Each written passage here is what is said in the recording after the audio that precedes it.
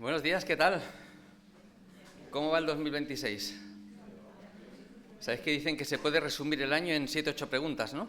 Que es ¿cómo va el año? ¿Qué vas a hacer por Semana Santa? ¿Dónde vas por vacaciones? ¿Qué tal fueron las vacaciones? ¿Dónde vas el Puente del Pilar? ¿Qué haces para el Puente de Diciembre? ¿Cómo se presentan las fiestas? Ya está, el año entero, en 7 o 8 preguntas, ¿no? Bueno, hoy vamos a formular alguna que otra, ¿eh? Alguna que otra pregunta que no tiene que ver con estas, pero ¿qué tal? Bien, ¿no? ¿Van a tener carboncito en unos días o os habéis portado bien? Bueno, esta mañana tengo una tarea muy difícil, ¿vale? Pero muy difícil, porque voy a tocar un texto que es uno de los favoritos de mi mujer. Entonces, si yo no quiero que me traigan carbón, me ha dicho que tengo que explicarlo bien. Mi mujer no me trae carbón nunca. Ni me ha enviado, jamás en 25 años de casados que hicimos este año, jamás me ha enviado a dormir al sofá. Así que, de momento, bien, ¿vale? No sea que hoy rompa la racha, ¿vale? Así que, esta mañana tengo esa pequeña tarea y tengo alguna pregunta para vosotros que no hace falta que me contestéis, ¿eh? Cuando comisteis, si es que comisteis las uvas, ¿hicisteis algún deseo, alguna oración así a última hora sobre el próximo año 2026? ¿Alguna petición al Señor, alguna cosa que queréis que se cumpla? ¿Habéis hecho alguna lista de propósitos para el 2026? Hoy si abren las redes sociales están llenas de listas de propósitos, de lo que vamos a hacer para el 2026.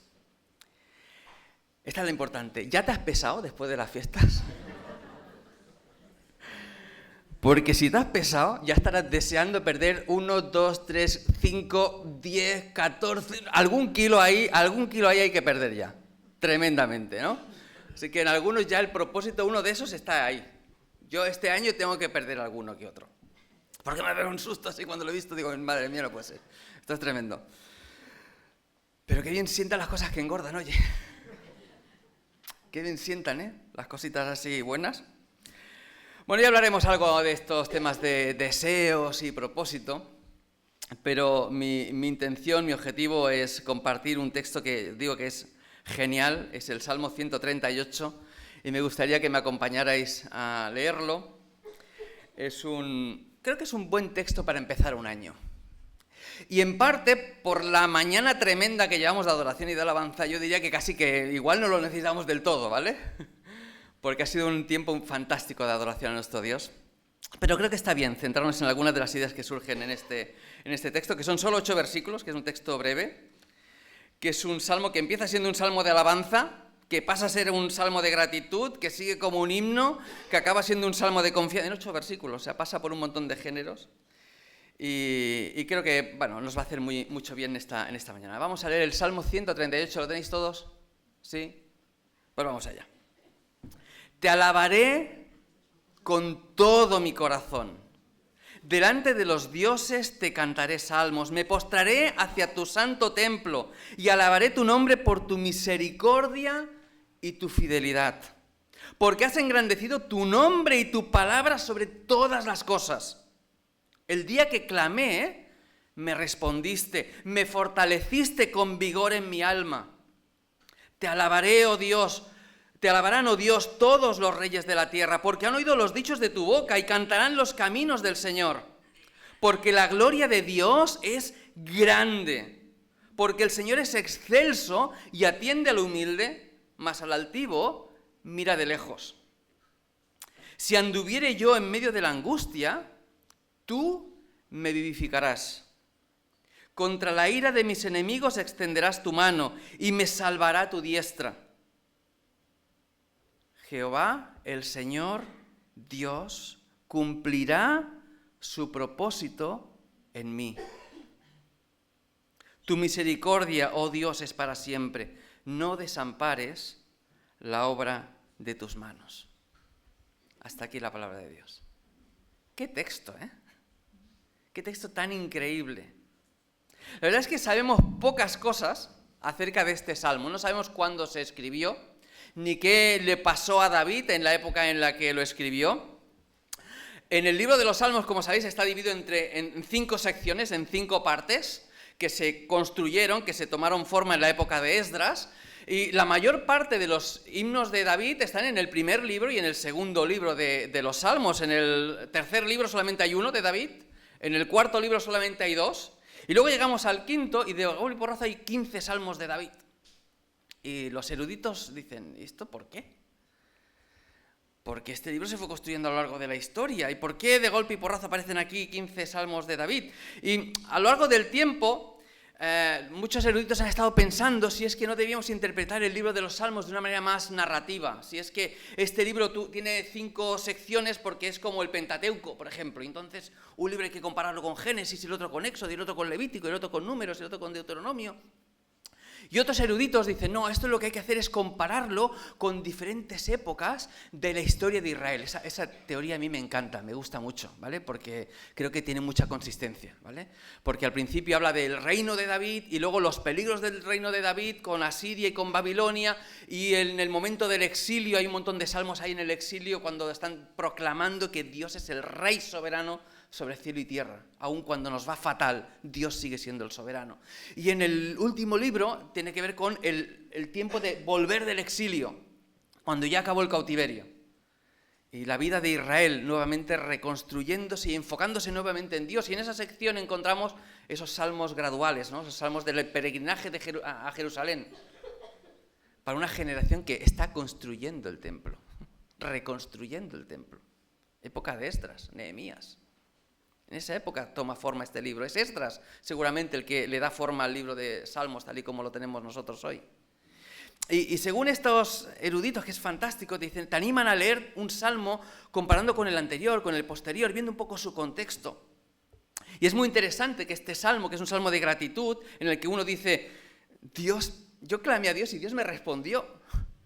El que va justo adelante es un salmo imprecatorio, en el que el salmista al final del salmo dice, Dios estrella a sus hijos contra las rocas, reviéntalos, porque es lo que ellos nos han hecho a nosotros. Porque al principio del Salmo 137 le dicen, cantadnos canciones de vuestra tierra. Y el salmista ahí en el Salmo 137, que está en Babilonia exiliado por la gente que ha matado a su familia y a su pueblo y ha pegado fuego a Jerusalén, dice, ¿cómo voy a cantar yo canciones a Dios? Ahora, estando como estoy, lejos de mi tierra, sin futuro. Yo no tengo ganas de cantar. Pero Dios ha respondido. Y como Dios ha respondido, nos encontramos este salmo, el 138, en el que el pueblo ya está otra vez en su tierra, en su lugar. Y el salmista ha experimentado eso en su propia vida. De alguna forma, el que construyó el libro nos inspira, nos anima, de alguna forma, a leer eso, ¿no? A leer que en nuestra vida hay momentos de dificultad en los que igual no podemos cantar a Dios, o no tenemos ganas de cantar a Dios. Pero Dios es fiel. Y llegará el momento en que no podamos estar callados. No podamos estar callados. Y este salmo tiene 3 partes muy fácilmente diferenciables. El versículos del 1 al 3 es un segmento que tiene que ver con la alabanza, con la gratitud. Del 4 al 6 tiene que ver más con un himno de adoración. Y del 6 al 7 que tiene que ver con una parte enfocada en la confianza. Y a mí me gustaría que pudiéramos enfocarnos en alguna de estas secciones, en cada una de estas secciones, y sacar algo para nosotros en esta mañana. Alguna cosa que el Señor nos pueda decir, que pueda guiarnos, no sé si esta semana, estas semanas o los próximos meses, porque como todos sabéis, es difícil recordar lo que se predicó la semana pasada. ¿Alguno ya no se acuerda?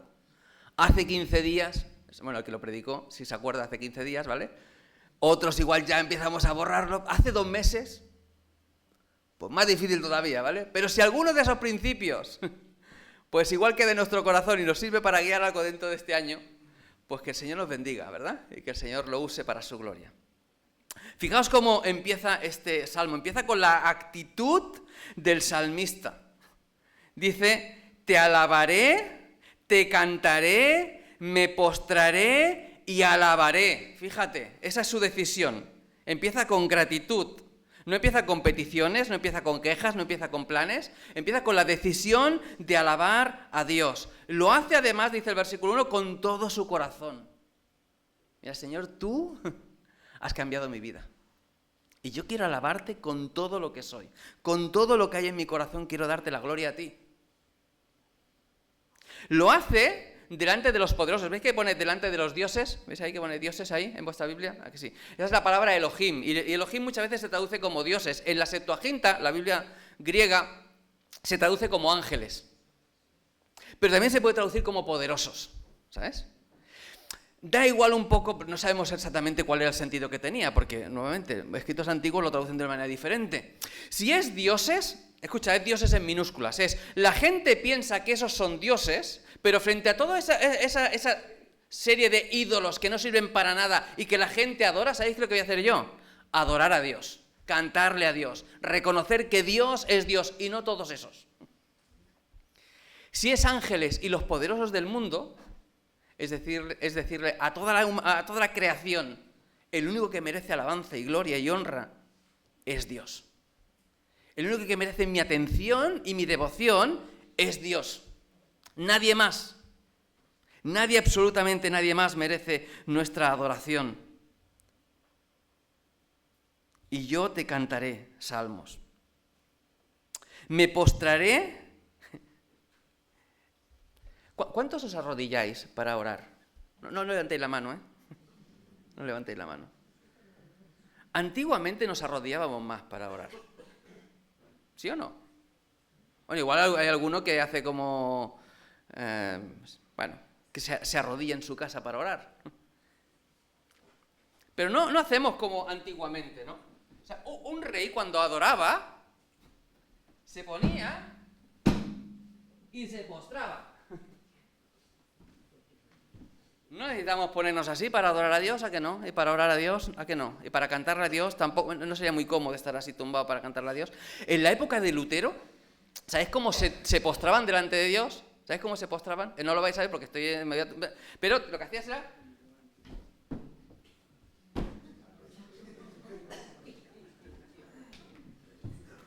tumbarte boca abajo y abrir los brazos en forma de cruz.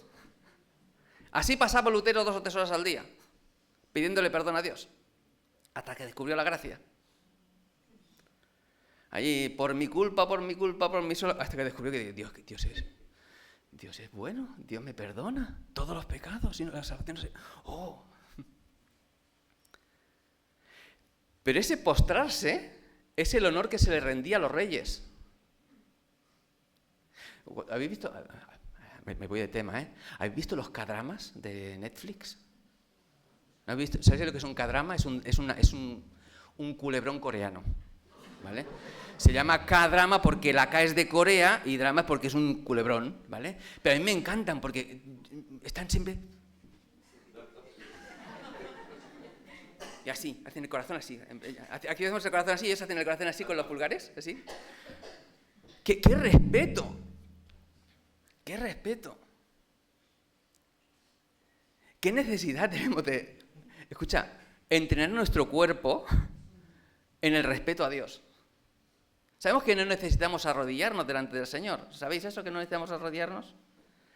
Pero nuestro corazoncito y nuestra mente se acostumbran a ser humildes delante de Dios cuando uno se pone de rodillas delante de Dios para hablar con Dios. ¿Sabes? Está muy bien tener la intimidad con Dios para hablarle como si fuese tu papá y tu mamá y tu mejor amigo, porque lo es, ¿vale? Tu verdadero padre, que está en los cielos, y tu verdadera familia, la última. Pero es Dios, y Él habita en su santo templo, y tú eres un pecador. Y necesitamos recordar que Dios es santo, absolutamente santo. Absolutamente digno, y que estamos en su presencia. ¡Qué honor poder estar en su presencia! Porque habrá un día, escucha, ves practicando lo de la rodilla, porque habrá un día en que toda rodilla se doblará, hasta las que tienen artrosis. Todas estarán ya recuperadas y bien, y toda rodilla se doblará y confesará que Jesús es el Señor. Ves practicando. Me lo explico para mí, ¿eh? Me lo aplico también para mí.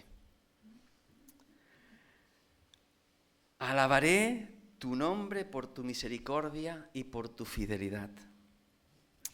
¿Sabéis? Hay frases tremendas en el hebreo que a veces cuesta mucho traducir. La expresión tu nombre hemos cantado hoy, Yahvé, Yahvé, alabamos tu nombre, dice ahí. Hashem, ¿qué palabra tan bonita en hebreo? Hashem, el nombre. Dios es el nombre sobre todo nombre. Sobre todo nombre. No hay nombre más alto que el nombre de Dios. Dice, por tu misericordia y por tu fidelidad. Y ahí son dos palabras que a mí me encantan. Van juntas, muchas veces en la Biblia van juntas. Gesed y Emet. Gesed se traduce aquí como misericordia. En toda la Reina Valera siempre que aparece Gesed se traduce como misericordia. Hay alguno que lo ha traducido como amor profundo de Dios. Tiene que ver con benevolencia, con buena voluntad. Dios es un rey, un soberano, tan increíblemente bueno que quiere lo mejor para ti. Fíjate cómo es Dios. Siempre está dispuesto a hacerte el bien. Ese es el Gesed de Dios. Y Emet tiene que ver con verdad y con fidelidad. ¿Sabéis? Una expresión en el Nuevo Testamento que se parece mucho. Cuando dice Juan, vimos, y Él se hizo carne y lo vimos lleno de gracia y de verdad. Esa es la expresión que más se parece en griego. No es exactamente lo mismo que en hebreo, pero se le parece mucho en griego. Ese gesed, esa benevolencia, ese reconocer que Dios es el Dios que busca lo mejor para cada uno de sus hijos. Que es el Dios que está dispuesto, el Rey que está dispuesto a hacer todo el bien posible para que nos vaya bien en la vida. Que está dispuesto a darlo todo por cada uno de nosotros. Y al mismo tiempo que descansa en que Dios es verdadero. ¿Sabéis? La única razón, la razón última para creer en Dios, ¿sabes cuál es? No es que te vaya bien, es que es verdad. Esa es la única razón. Esa es la razón última para creer en Dios, que es verdad. Y Él no solamente es verdad, Él es verdadero. Jesús dice, tú eres el único Dios que es verdadero, ¿verdad? Podemos confiar en Dios. Podemos descansar en Dios. Podemos descansar en el hecho de que Él es verdad y que su amor es verdad. Y que su gracia es verdad. Y que Él está todos los días con nosotros hasta el fin del mundo. Pero todo eso, para David, no son conceptos que están allí, ¿sabes? Hay momentos en la vida en que tú lees la Biblia y está muy bien, está ahí, está fantástico, es genial, es maravillosa. Hay momentos en los que no te lees la... ¿Sabéis que hay gente que cada año, lo primero que hace cada año es leer la Biblia en un mes? 2 horas y media al día y en un mes la tienes hecha. En enero, antes de final de enero, ¡pum!, ya se ha acabado. ¿Te imaginas? A que os cuesta hacerlo en un año. Dime la verdad, ¿eh? Pues hay gente que en un mes... Bueno, pero hay veces que, oye, uno lee y está ahí, el concepto está bien, pero uno experimenta otra cosa que es diferente. ¿Os acordáis? ¿Os pasa o no? Pero David viene aquí y dice, tú has engrandecido tu nombre y tu palabra sobre todas las cosas. ¿Cómo se puede engrandecer el nombre de Dios sobre todas las cosas si ya es grande por encima de todas las cosas? ¿Cómo? Y David dice, por mi experiencia personal. No es que tu nombre sea más grande, es que en mi experiencia personal, Señor, tú te has pasado. Te has pasado el juego.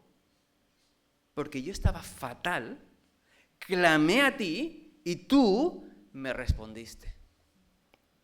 Tú me respondiste cuando te necesitaba. Tú me diste fuerza. Tú me fortaleciste con vigor en mi alma. Yo no sé si tú tienes necesidad de que Dios te dé fortaleza en esta mañana. Hay momentos de todo en la vida, ¿eh? Hay momentos que estamos, súper. Y hay momentos que decimos, Señor, necesito un spa, pero ya. Necesito un spa espiritual, pero algún chute, pero porque no puedo con mi alma. Dios es bueno y Dios es fiel. Y David dice, yo clamé y tú respondiste. Tú te hiciste verdad en mi propia vida, en mi propia experiencia. Yo te alabo porque sé que es cierto, porque lo he experimentado en mi propia vida. Y qué buen pensamiento para empezar el año, ¿verdad? Yo no sé si puedes pensar en este año pasado, cuando Dios ha respondido a alguna de las oraciones que le has planteado. ¿Cuándo Dios te ha fortalecido en momentos en los que lo has necesitado? Es bueno recordar esos momentos. Es bueno recordar esas respuestas. Porque nos anclan en momentos de dificultad. Nos dan fortaleza en momentos de dificultad. David mira atrás y ve que hay algo muy concreto. Dios estuvo allí. No es una teoría, no es una casualidad. Dios respondió, sostuvo, fortaleció. Hubo clamor, eso significa que hay dolor, ¿eh? Pero Dios consoló. Dios está ahí. Dios no borra el dolor, pero nos acompaña en medio del dolor. Fíjate, versículo 4, esta parte en la que empieza ya la adoración, ¿verdad? Que parece un himno, ¿no? De la misma manera que David fue librado, y las naciones en su época vieron cómo Dios libró a David en muchas circunstancias, en la época de Esdras, las naciones miran y dicen, ¿cómo es posible que ni una sola de las naciones que fueron enviadas al exilio en la época de Asiria y de Babilonia sigan existiendo? Y sin embargo, estos de Jerusalén, estos judíos, hayan sobrevivido a 70 años en el exilio. ¿Cómo es posible que su capital haya sido restaurada?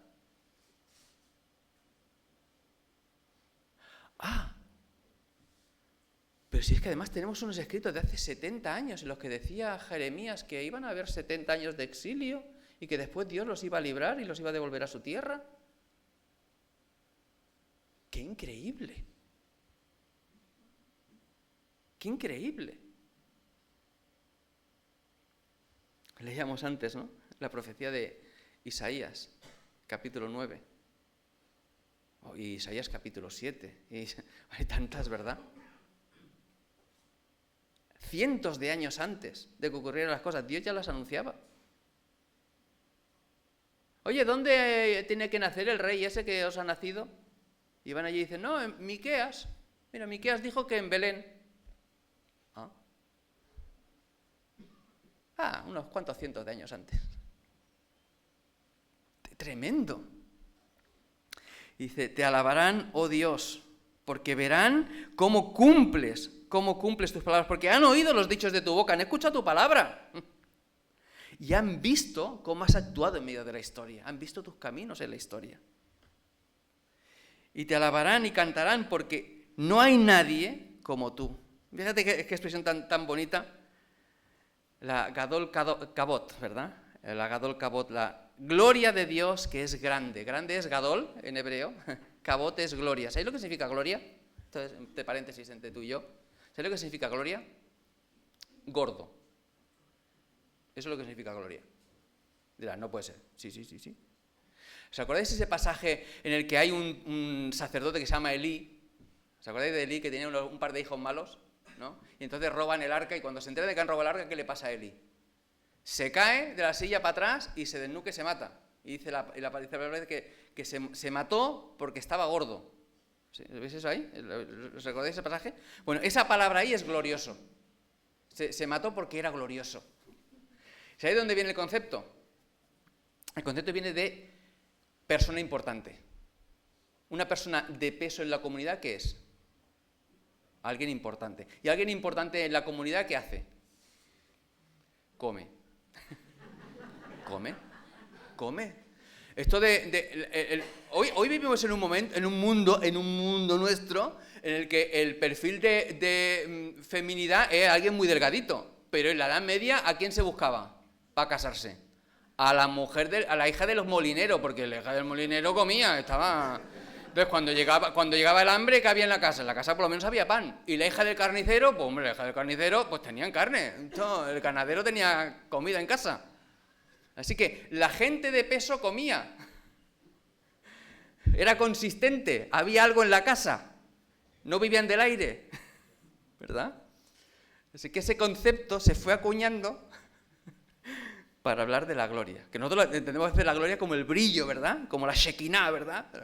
Pero no, tiene que ver con consistencia, ¿no? Dios no es un concepto vano, vacío. Es algo que está ahí más que nosotros. Que nosotros sí que somos como la hierba del campo, que hoy estamos y mañana no. Pero Dios es, fue, es y será siempre, ¿verdad? Siempre será. Dice, no hay nadie como Dios. Dios es excelso. No hay nadie que se pueda comparar a Dios. No hay nadie tan maravilloso como nuestro Dios. No hay nadie que le llegue a las alturas de los zapatos a Dios.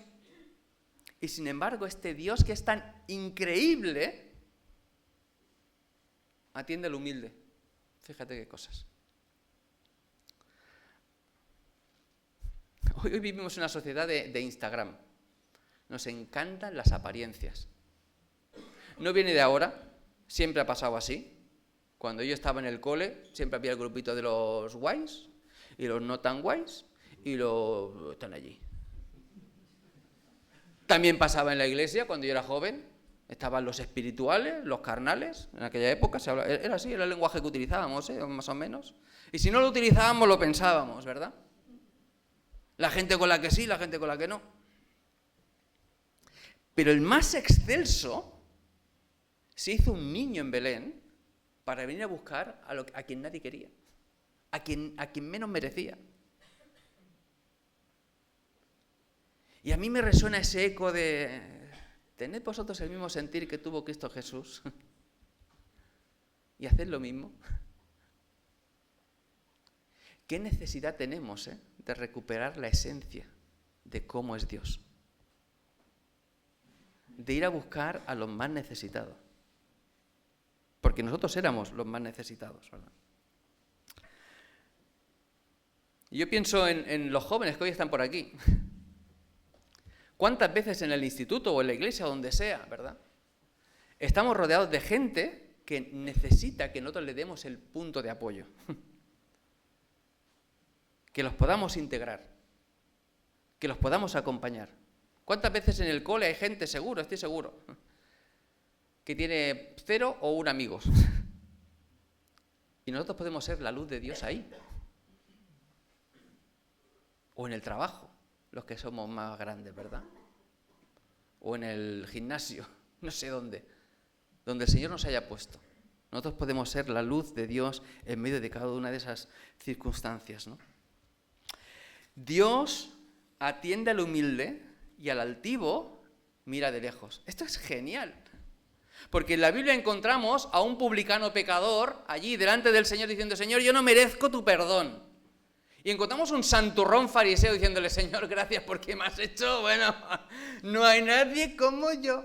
Qué suerte tienes de tenerme en tu equipo. Porque si no fuese por mí, esta sinagoga no funcionaba.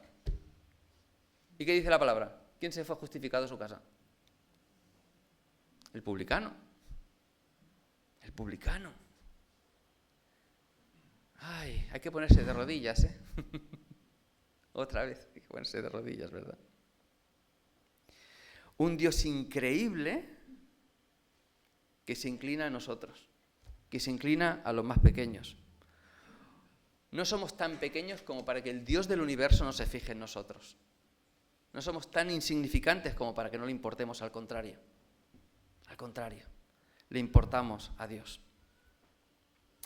Versículo 7, la confianza. ¿Es bueno tener confianza cuando empieza el año?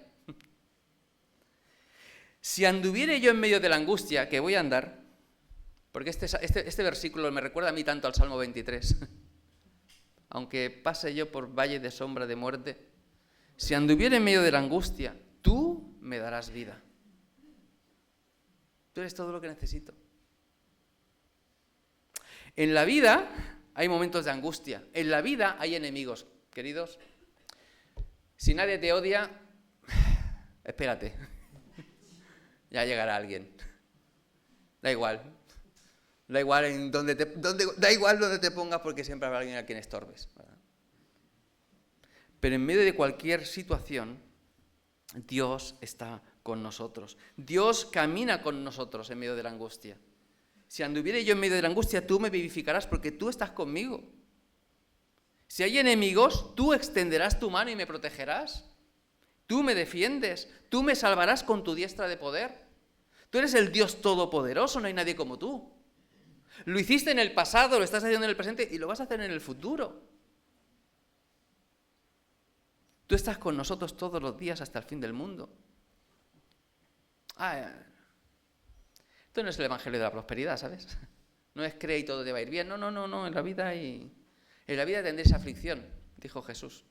Pero confiad, yo he vencido al mundo, dijo también.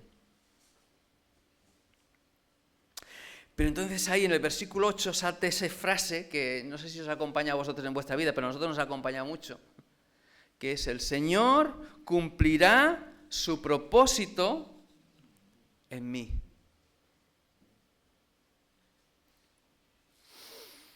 El Señor cumplirá su propósito en mí. ¿No dice que Dios va a cumplir todos tus deseos? ¿Tampoco dice que va a cumplir todos tus objetivos para el 2026? No dice eso. Hay cosas en la vida que nos hacen ilusión. A mí me haría mucha ilusión que me tocara un día la lotería.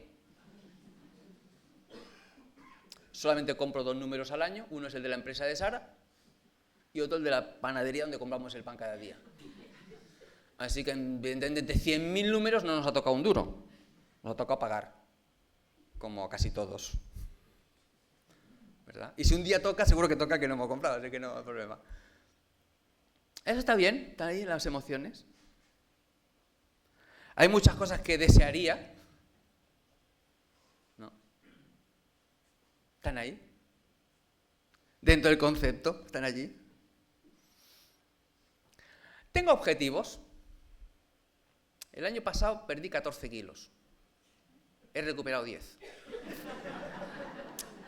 Tengo que volver a perderlos.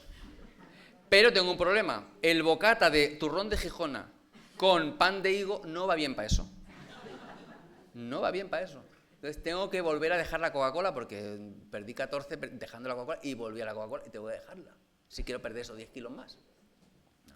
Entonces cuando uno tiene objetivos, ¿qué tienes que hacer? Ponerte a caminar. No está mal tener ilusiones, está muy bien tener ilusiones, ¿eh?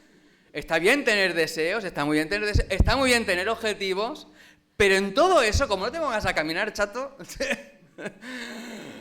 ay, las palmeras de chocolate no se consideran fruta, aunque el cacao sea una planta. ¿Sabes? Pero este salmo, cuando habla de propósito, no habla de ese tipo de propósitos de año nuevo. Este año voy a proponerme leer la Biblia en un año. Bueno, fantástico, gloria a Dios, Dios te bendiga, adelante. Empieza ya. Porque si lo dejas para mañana, no. Ya. No, habla del propósito de Dios. Dios cumplirá su propósito en nuestra vida. Y eso es fantástico, porque sus caminos son más altos que nuestros caminos y sus pensamientos mejores que los nuestros. Y además Él es un Dios de bondad, y Él es un Dios de verdad, y Él es un Dios compasivo, y Él es un Dios increíble, absolutamente increíble. Y su propósito es mejor que el que pueda poner yo, porque Él sabe lo que realmente necesito. Y a veces en nuestra vida, a mí he hablado de los K-dramas, ahora voy a hablar de las películas de Hollywood. Escúchame. Hay una cosa que a mí me revienta de las películas de Hollywood, no sé si os pasa a vosotros, que es: cariño, te quiero mucho, me han ofrecido un trabajo en Boston, vivimos en Texas y te tengo que dejar, porque me voy a vivir a Boston. Tu padre, o sea, ¿qué me estás contando? O sea, aquí no sé, o nos vamos los dos a Boston o que le den por saco al trabajo en Boston. ¿Os pasa o no os pasa a vosotros? Pero es que hay sociedades en las que el propósito de la vida es como tu vocación laboral. Escucha, el propósito de Dios para tu vida no es lo que haces. No es lo que haces, ni es de lo que trabajas. Ni es, me tengo que casar con esta o con la otra. Porque es que la persona que Dios haya puesto en mí, ¿cuál será? A ver si me voy a equivocar. Igual te equivocarás con ese pensamiento. No, Dios va a bendecirte. Porque Dios está contigo y Dios te ama.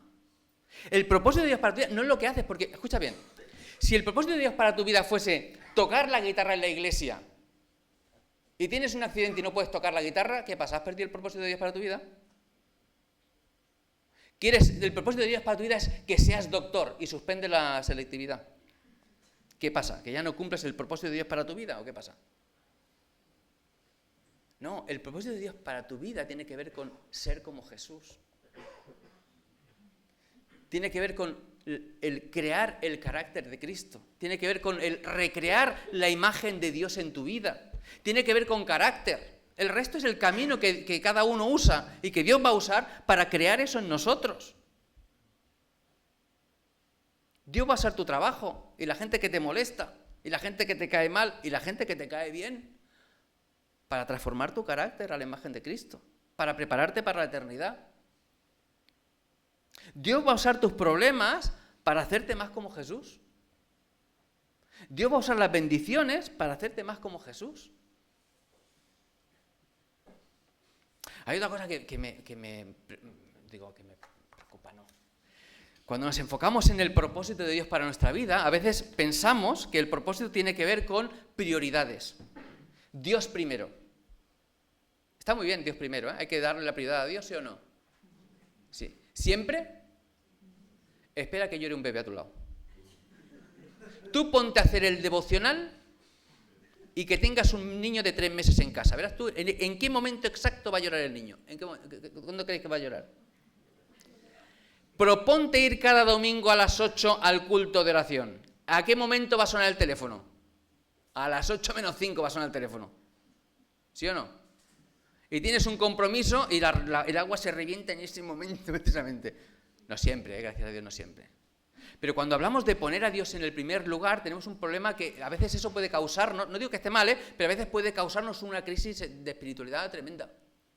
Porque hay momentos en los que Dios no puede ser lo primero. Y Dios lo sabe. Escucha, Dios lo sabe. Porque para Dios, Él no fue lo primero, fíjate qué cosas.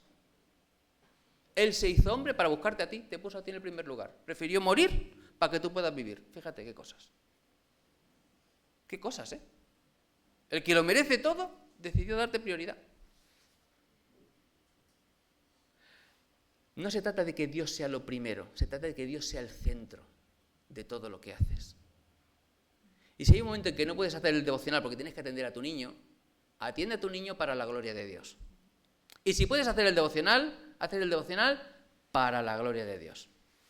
Y si necesitas tomarte un descanso, irte de vacaciones, y no puedes asistir al ministerio que tienes que, porque no puedes, porque necesitas la vacación, hazlo para la gloria de Dios. Oye, tampoco te tires a la Bartola, entiéndeme. Que hay alguno que se va de un punto al otro, ¿eh? Hay que decir las cosas con equilibrio. Pero ¿me entendéis lo que os digo?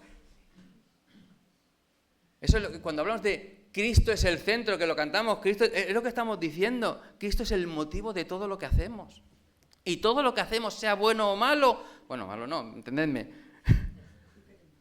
sea más espiritual o parezca menos espiritual, lo hacemos para la gloria de Dios. Y si estás en tu trabajo, sé el mejor en tu trabajo para la gloria de Dios. Y si estás estudiando, estudia lo mejor que puedas para la gloria de Dios. Porque algunos de nuestra generación, la mía, hemos asistido a una iglesia, que no es esta, gracias a Dios, en la que cuando un joven tenía que quedarse en su casa un sábado para estudiar para la universidad, para la selectividad, se le decía que Dios era lo primero y que en eso se notaba si Dios era lo primero o no, en que asistieras al grupo de jóvenes. Para que él tuviese su cantidad de jóvenes allí, reunía para darle su sermoncito. Y hay momentos en los que uno necesita y puede estar, y es importante estar, ¿sí o no?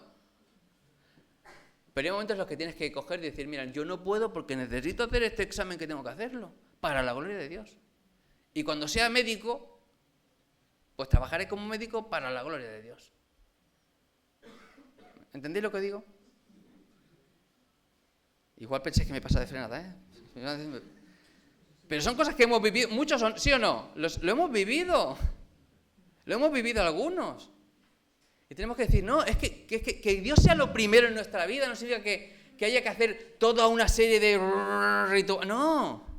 Es que Dios es el centro, el que nos mueve profundamente en cada una de las cosas que hacemos. Y si necesitamos tomarnos un tiempo de descanso, nos lo tomamos para la gloria de Dios y para la gloria y la alabanza de Dios. Gracias a Dios por poderme tomar un tiempo de descanso.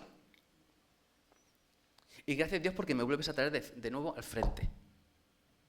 Con fuerzas para servirte, porque tú siempre fuiste, eres y serás el centro de nuestra vida. Y qué bueno podernos acercar a este año y decir, yo descanso en un Dios que cumplirá su propósito en mí.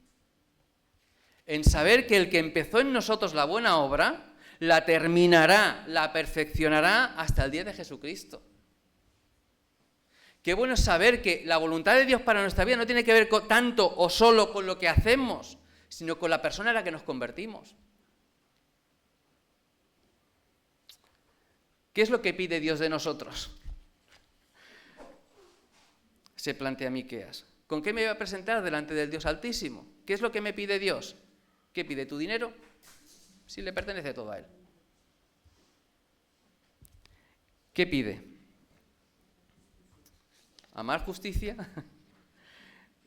hacer justicia, amar misericordia y ser humilde delante de nuestro Dios. En Tesalonicenses nos dirá que estad siempre gozosos, orad sin cesar, dad gracias a Dios en todo, porque esta es la voluntad de Dios para con vosotros en Cristo Jesús. Carácter, actitud, alegrarnos en lo que Dios hace en nuestra vida, descansar en lo que Dios está haciendo en nuestra vida, confiar en Dios para lo que Dios hará en nuestra vida, descansar en sus brazos, en sus manos, en su poder. Fíjate cómo acaba. Tu Gesed, tu misericordia, oh Dios, es para siempre. No hay momento en que falles, Dios. Siempre estás ahí. Y ahí acaba una frase que, mal leída, puede parecer que como que está dudando. Dice, no desampares la obra de tus manos. Es como está dudando, Señor, ¿me vas a dejar? No, al contrario, lo que está diciendo es, lo único que te pido, Dios, es que tú sigas conmigo como lo has estado hasta ahora. Como me has acompañado a lo largo de la vida. Y lo estás haciendo hoy. Que tú en el futuro sigas estando ahí, que sé que lo vas a estar. Queridos, empezamos un año fantástico en el que va a haber muchas cosas por delante. Seguro que tendréis muchos deseos, muchas cosas en las que servir al Señor, en las que crecer como persona, en las que crecer como familia. Que Dios nos ayude, que Dios nos guíe, que podamos poner nuestras prioridades donde tienen que estar, que busquemos al Señor, que el Señor sea el centro de cada una de las cosas que hacemos, que podamos descansar en esta absoluta verdad. Dios cumplirá su propósito en ti. Que Dios te bendiga.